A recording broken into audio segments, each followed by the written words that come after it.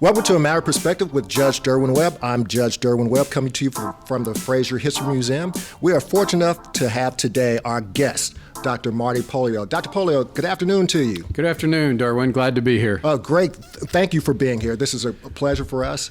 We've wanted to have you on the show before, but we just haven't had our schedules work out, but I appreciate you taking time to come on the show for today. It's an honor to be here. Looking forward to talking to you. Well, I know that you are Indiana University grad. I'm from Indianapolis. That's right. And I know you were a ball boy for the Indiana University basketball team. Tell me your favorite Bobby Knight story before we get started. Yeah, so I was manager for 4 years at Indiana University and taught me a lot about leadership. I did not know at the time. Many days and nights I thought, why am I putting myself through this? And little did I know I was preparing to become superintendent. But if I had to say one story that sticks out that's kind of funny is as a part of being a manager on the road, we had to go get breakfast for Coach Knight, and he wanted it as soon as he woke up in the morning. And I think he was just pushing us a little bit. We were all trying to learn to be basketball coaches. And so we were in Madison, Wisconsin. It was late February, and it was probably minus 20 degrees outside. And as a typical college kid, I didn't even have a coat with me. I think I had the sweatsuits that we all wore. And instead of doing research, I got up at 6 a.m. and just started walking the streets of Madison until I found a donut shop. I must have walked 3 or 4 miles until I finally found one, and I think I thought I was about to freeze to death. Didn't know what he would like that time. He was pretty picky about his donut, so I decided to get one of every donut in the donut store. Hustled back as quick as I could, probably walked a total of 4 miles, thought I was getting frostbite. Went up to his room, which you stand outside of his room. Can't go in too early or he'll get mad at you for waking him up. You can't go in too late because he doesn't have his donuts when he wakes up. Either way, you're in big trouble. So you put your ear up against the door to hear, and you finally hear some sounds in there that he's up and moving around. We had a key, so we put the key to come in. And all I could think of was like, just put the donuts down and leave. Please, just put them down. And I walked over to the table, put them down, and started to walk. And Coach Knight said, hold up a minute. Bring me those donuts. Let me see them. So I took the box of donuts over to him. He sits there. He opens it up. And he says, not bad, but not good either. And he tossed the donuts across the hotel room. And so I was, that was a typical Coach Knight, but I remember cussing my way back down to my room.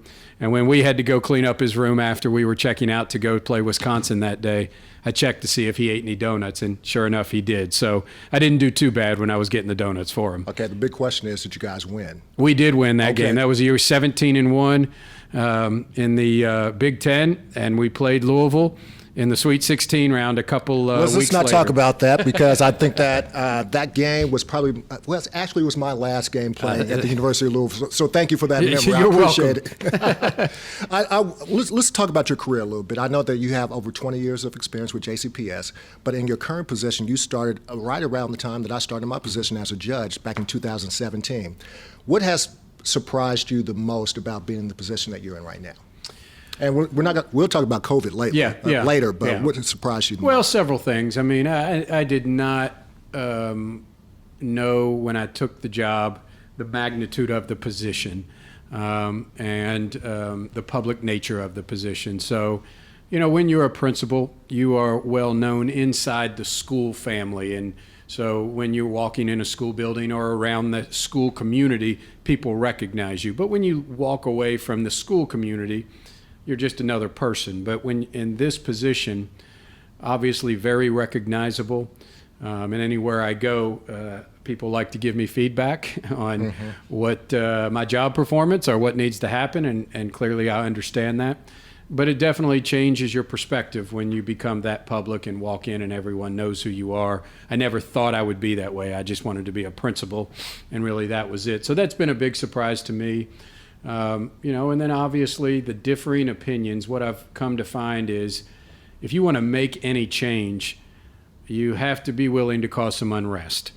In almost every decision we make that's going to have any impact on kids or the organization, some people are going to be upset about that decision. And so for the first time, in my career, you really have to make a decision often that people are not going to be happy with, and you are going to get some negative feedback about. And so a perfect example, and we'll get into COVID later, but as to whether to go back to school or not.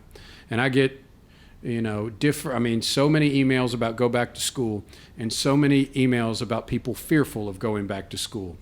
And so whatever decision I make, I know there's going to be a lot of people upset. And that takes, and probably similar to some of the things you have to deal with. When you make a decision, there's going to be one side that's going to be upset. And so learning to deal with that and handle that and keep your moral compass as straight as it can so you can make the right decision and not be influenced by political pressure in any way. Right. I think it was Theodore Roosevelt that talks about being the man in the arena and dealing with criticism from people. How do you handle the criticism, though? Yeah, so I've got that quote framed behind my desk. My dad actually gave it to me early in my career. And, you get it as a principle, but not nearly to the magnitude that you do when you're in a position like this. And so I think what you have to do, first of all, you can never become one that just doesn't even look or take in the criticism. Because I think if we become so callous that we don't even internalize the criticism at all, then we can't focus on improvement and maybe look at another position besides our own. So you have to do that. You have to be tough enough to definitely handle it and not necessarily let it sway you from what is right for kids. And so, understanding it, taking it in, but also being, having your vision set of where you want to go, making the case for that vision and moving forward. So I'll give an example. Us raising taxes is not a popular opinion amongst many people. And obviously I've gotten a lot of negative pushback from that, emails, op-eds, all kinds of things about that. But in the end, I know this is what is right for the children of Jefferson County. And so I'll listen to it, I'll take it in, I'll understand where they are coming from, but in the end, I've got to do what I'm supposed to do, what's right for kids, and that's what's right for kids. And I promise you, I'm going to talk to you a little bit about that later, because it's very important. Yep. I think it's a very important thing that you want to try and do. But I'll talk to you about that in a second. Gotcha. I know that as a principal, you used to talk about running to the roar. And I heard you say in a speech, maybe it was last year, the state of the district, talking about running to the roar. 2020, it's been roaring. Yeah. How do you deal with all the pressures that you're dealing with right now based upon all the things that are going on? You're talking about a pandemic, you're talking about racial unrest, you're talking about economic issues. How is the district handling running to those roars? Yeah. So, and that's a great question. And I told our principals and my staff early on that anytime when you have a crisis, yes, it's a crisis, but you also have opportunity. You have opportunity to change and improve as a result of crisis. And so we have many of those going on all at one time.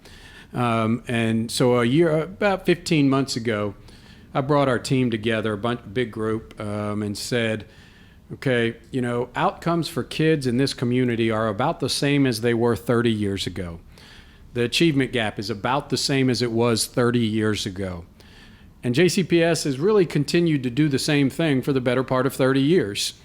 And so it's always been about a new program or a new initiative. And I just said, I think we need to change the foundation of GPS. And so some of the things, from support for students to student assignment to additional instructional time to the type of teachers we hire and where they are working and all of those things that we do, we called our future state. And so when we went into, and obviously that comes at a cost for some of the things that we want to do to improve JCPS, including facilities. And so when we went into the pandemic I had made the case for this and we had built momentum. And so when we went into the pandemic for a couple of weeks, I thought, we're not going to be able to do that now. We'll have to pause on this until after we get out of this crisis. And then I had some reflection and I said, this is the perfect time to do it. This is when we should be doing it. Kids will need us the most right now and when we come out of the pandemic. This is the opportunity with what happened in our community through the spring and summer months around racial unrest, that we have to get different results for kids, that right now an achievement gap is unacceptable. And so my part of racial equity in the community is we've got to support our kids better.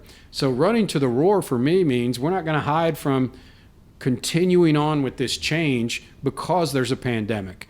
We're actually going to run harder towards it.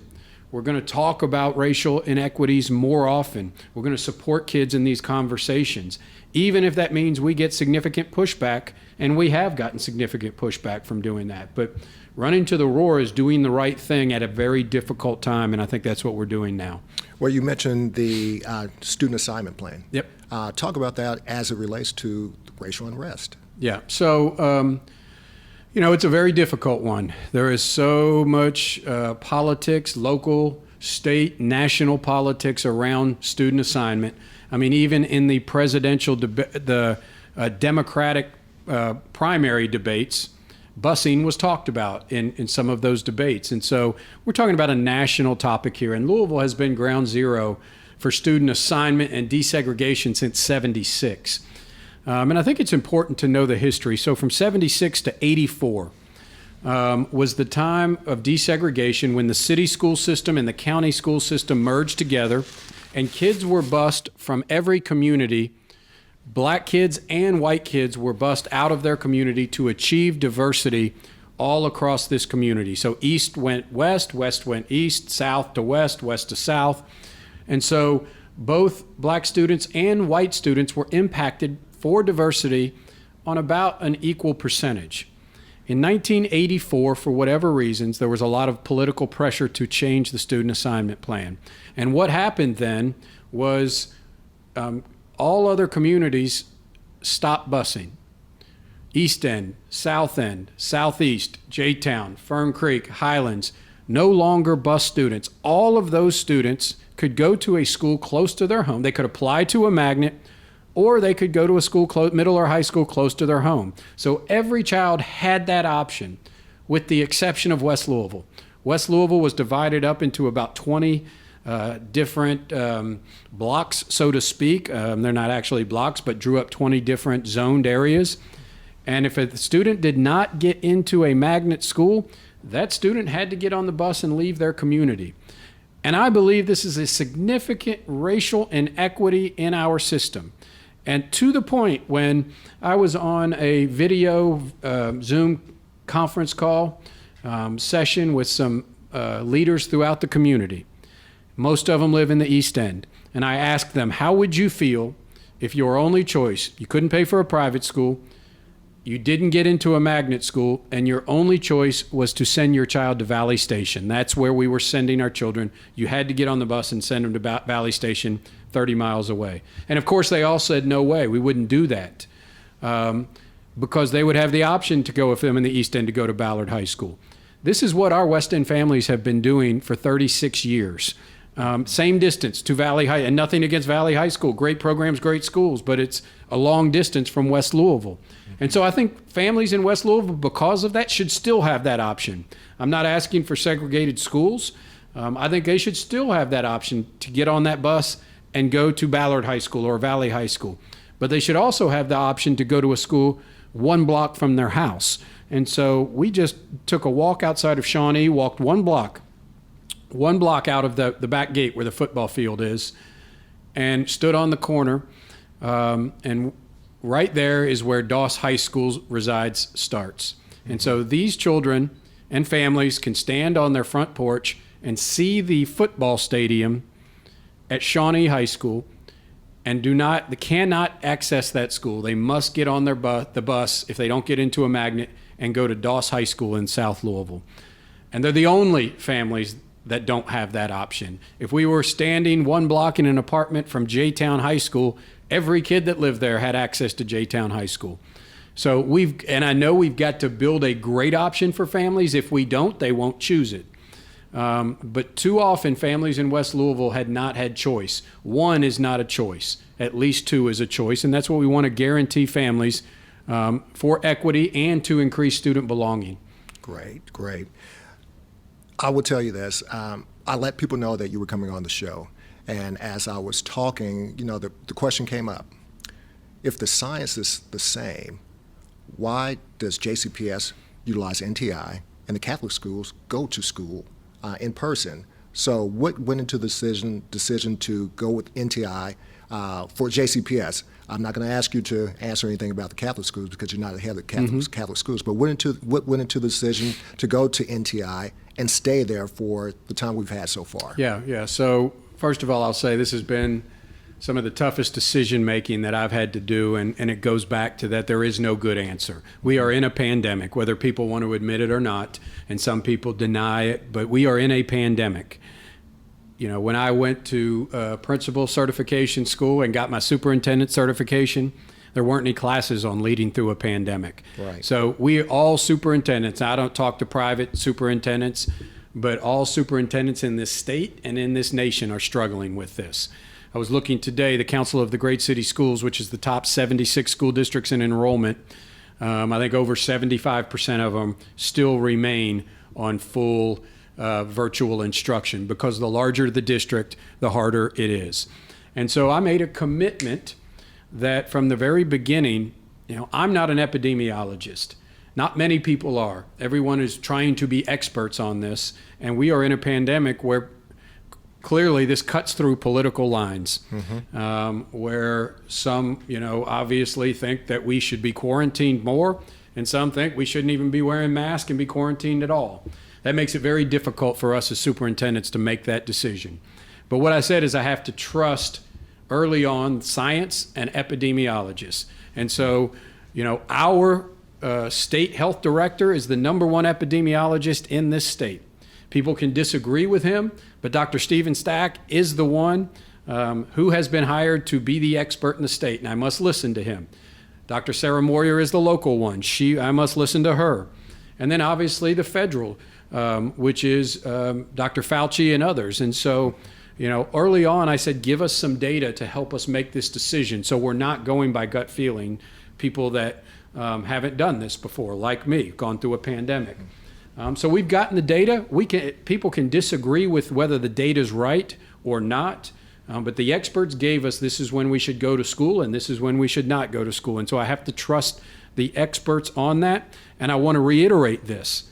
Right now, the state health department has us as a red state, which says no school. The CDC has listed us as a county, the CDC has listed us as a red county, which says no gatherings. The White House has listed us as a red county, which says no large gatherings. So despite what people may think, all three of these organizations agree with the outbreak of the virus in Jefferson County.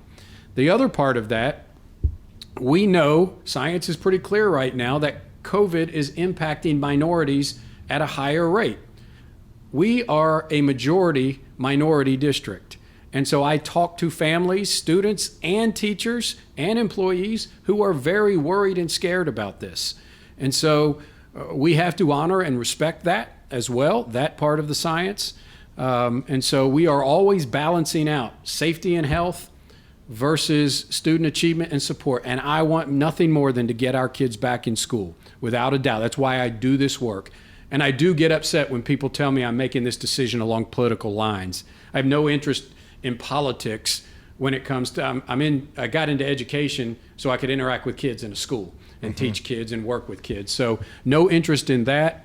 But it is a lot of weight on my shoulders and our board shoulders when you can make a decision that could cause the death of somebody. Right, I understand. And so we are taking all of that into account. We've got our plans ready. As soon as the data shows us we can go back, we're going to go back. What are you doing about the kids that may not have the financial means or the ability to perform NTI to the best of their ability, if you will? Yeah. So what's Jason? Yeah. So first of all, we have to acknowledge that NTI is not the perfect substitute for in-class instruction. I mean, being in class, relationships with teachers, supports for kids, it's hard to replicate in a virtual environment. So I acknowledge that every time I talk about this. But first of all, we knew we had to break down the digital divide. We have about 30% of our kids, Derwin, that don't have access to a laptop, a device, or connectivity. Unfortunately, that is divided along geographic lines in this city and pretty clearly racial lines in this city. A lot of people won't say that, I'll say that.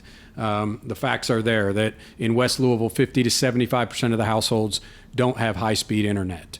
So that's a racial equity issue. So number one, we had to break down the digital divide. So we gave out 60,000 Chromebooks and 10,000 hotspots. So, we feel very confident that we have broken down, at least temporarily, that digital divide. That's not a long-term solution. The other thing I'm very proud of is we've worked with community partners to set up learning hubs where kids in their communities can go to learning hubs to get supports. We're providing substitute teachers in these learning hubs, and they're all over the city. So we got thousands of kids are going to learning hubs each and every day. We're trying to provide as many of the wraparound services as we can virtually. Obviously, millions of meals we serve.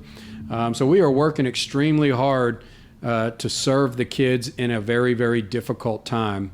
But then when we come back to school, we're going to be so intentional about meeting the needs of the kids and having them catch up. I say this a lot. I don't think we honored the 2008 recession enough, the impact it had on achievement, and in some of our neediest communities. The homeless rate went up, the amount of kids impacted. We didn't respect that. COVID-19, I think we all see, we are going to have to be very intentional when we come back about the supports we give kids.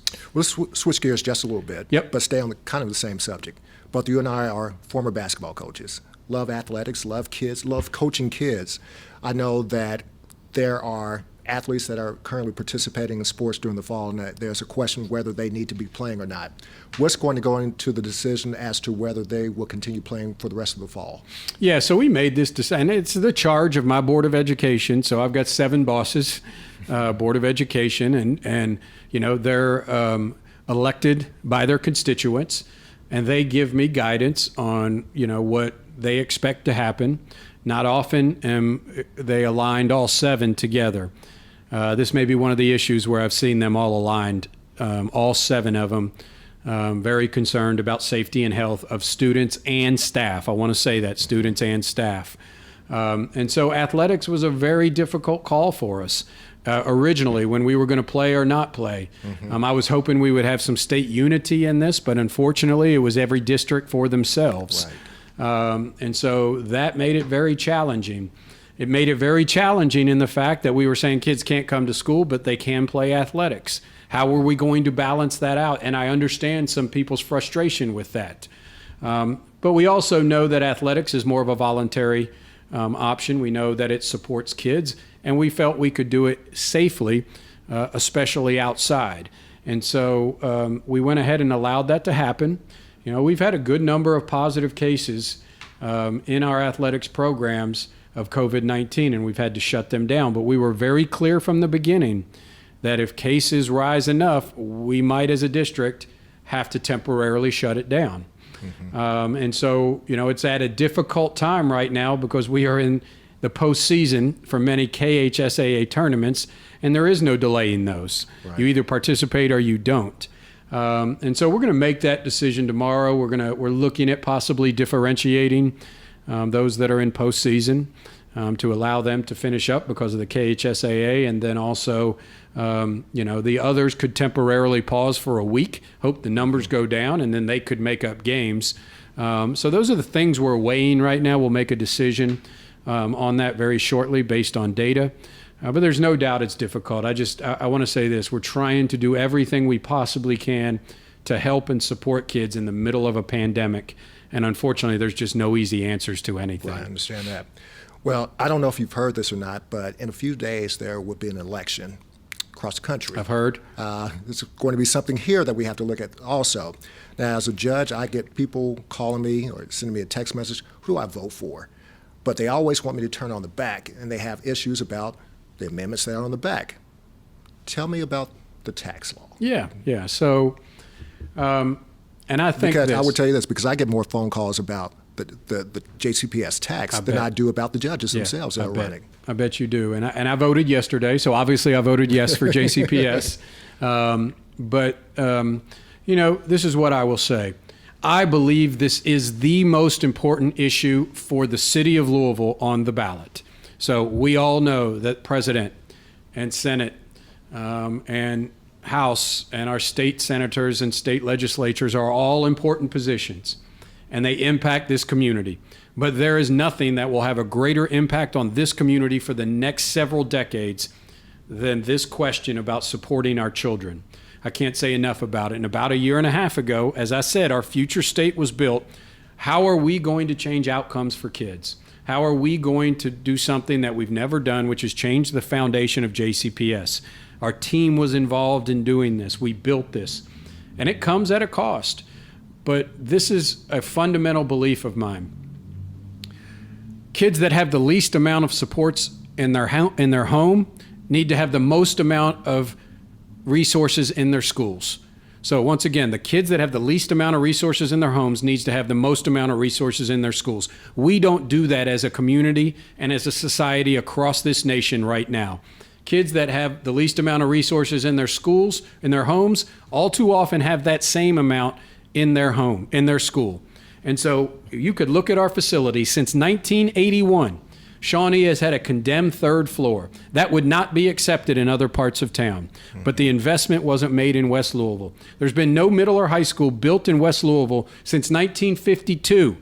That was before Muhammad Ali walked in the school. That school is end of life right now and needs to be either rebuilt or renovated, and that's the newest middle or high school in West Louisville. We need to have better supports for our kids. We need to make sure that we give them everything they need to be successful. We need to have a renaissance in JCPS in our facilities. We have broken ground now. We'll be breaking ground on 4 schools, and it needs to be 40 schools. We have 35 that are end of life right now. And I think the most devastating part of all of this is if you drive out to Oldham County and look at their schools, and then drive and see our schools here in the city of Louisville, we should be embarrassed. We should be embarrassed by that, because this is what's happening all around the country. You know, in Indianapolis, if you drive to Carmel High School and look at that facility, and then look at an Indiana public school facility, that is not going by the kids with the least amount of resources in their home have the most in their schools. If we go to Lexington, they've built 10 schools in 10 years. We've built 1 in 10 years. We're 2.5 times larger than them. But guess what? They invested in their kids 2 years ago in a property tax increase. And so all we are asking is that we fund our students the same rate Oldham County does and Fayette County does. And we'll still be way below Anchorage Independent. But this will make the difference for our children, and will make a renaissance for JCPS. So I can't say enough. This has to be yes for JCPS on November 3rd. Final question. You've been doing this for over 20 years now. Maybe not in this position, but in education. Why do you do what you do? That's a great question, and I lay in bed at night, think a lot about why I do what I do, and think about I could be a principal right now, which I love doing. I love being a principal. First of all, I love JCPS. This is my 25th year in JCPS. I was just down, we were looking at the yearbook from my first year as a basketball coach at Shawnee, and I was reflecting on that team, which just seemed like a couple years ago. But, I mean, I'll say this is why I do this. You know, because I am in a high-profile position now, there's not a week that goes by that I don't walk somewhere, go in a store, and someone says, "Dr. Pollio, do you remember me?" And, you know, I usually have to act like I do, but I'm like, what year did you graduate? And they'll tell me, and then I get to place them what school. It's tough to even know how old they are. And almost invariably, they say, "You did something or said something to help me. I remember when you did this, and it really helped me. Thank you." And so it just makes me think of the power that educators have every single day with every opportunity they interact with a child to really change their life. And in the same way, I've said, I also think about how many times did I have that opportunity to change a child's life, and I was too tired, I was too grumpy, I was mad at something else, or another kid did something, and I passed by that opportunity. So every day, I get the opportunity to change kids' lives on a very grand scale. You know, I love being in the school and doing it at the school level, but I don't get to do that nearly as much anymore. But I do that and continue to do that for that reason, so that I have opportunities to change the trajectory of kids' lives. Gosh, you sound exactly like me when someone asks me why I do what I do. Yep. Because you have the opportunity to change lives. That's right. And I'll tell you this.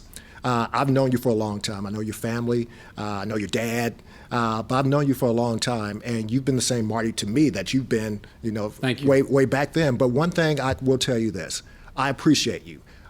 Being in a position like yours, you will receive criticism. There will be a target on your back at times, and sometimes you don't get said thank you enough. So let me just say, for all those people that are supporting you, thank you for what you do. I know what you do for the kids. All my kids went through JCPS. My daughter just graduated from a JCPS school. So I just want to say thank you. Thank you more than anything. Thank you, Derwin. It means a lot to me. And just to let you know that if you ever need any kind of help or support, you always are going to have people with the matter of perspective that are always supporting you and looking forward to all the things you're going to be doing for our kids in the future. Great. Thank you, Derwin. It's been an honor to be here. Well, once again, thank you for being a part of the matter of perspective and reminding you that it doesn't matter what I say, doesn't matter what you may say, it's all a matter of perspective. Thank you.